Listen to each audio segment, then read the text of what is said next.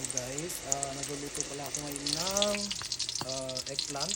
Nagpiprito ako ng eggplant kasi magluluto tayo ng pork kare-kare. So samahan niyo ako guys, let's go.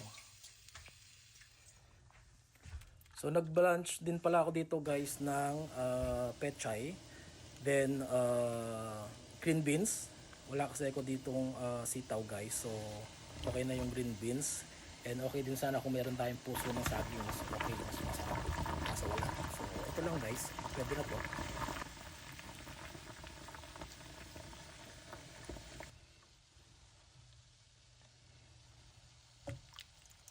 So okay na yung mga gulay natin guys. So let's start frying yung pork natin, and then gawa tayo ng sauce later.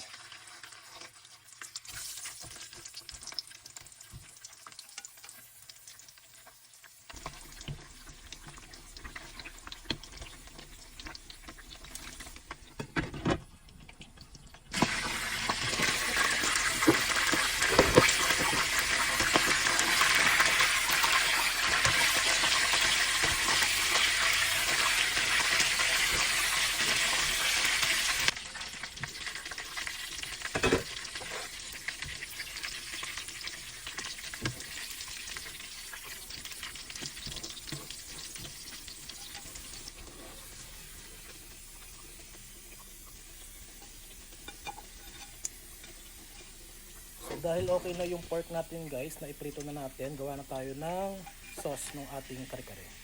Let's go!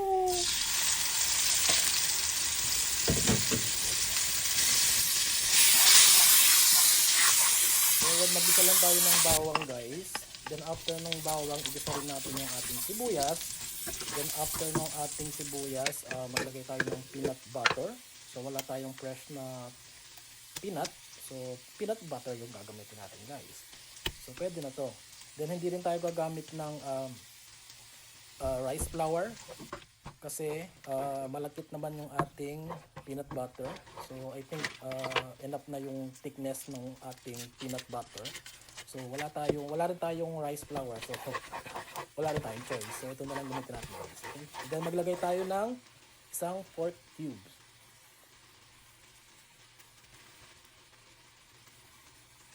And then, tunawin lang natin yung pork cube guys. Maglagay tayo ng paminta. Then, maglalagay rin tayo ng salt to taste. So, konti-konti lang guys. Then, pwede naman tayo mag-add later on kung medyo matabang yung ating sauce. Then, kapag nakikita nyo nagtitiken yung sauce natin guys, dahil nga pure peanut butter naman to, so maglagay tayo or mag-add tayo ng water. Haluin. Then, naglagay ulit ako ng another half cup of water. Then, halo-halo lang guys. So, continuously mixing lang to guys. Hanggang sa mangawit yung kamay nyo guys. And then, mag-a-add ako ng sugar to balance the taste. And also, magkaroon siya ng konting sweet. Kasi yung peanut butter na nilagay natin, more on salty. Right? Then, haluin lang hanggang sa makuha natin yung thickness ng sauce na desire, na gusto natin. And then, balik na natin yung ating piniritong karne, yung baboy, pati yung ating mga gulay ay ating ibabalik na din.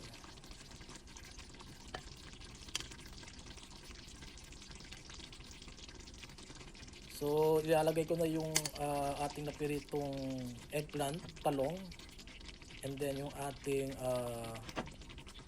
pechay, and then yung ating beans, and then we're ready to go guys. Okay na to. So okay na to. So kakain na tayo, magsaserve na tayo ng dinner. Yay!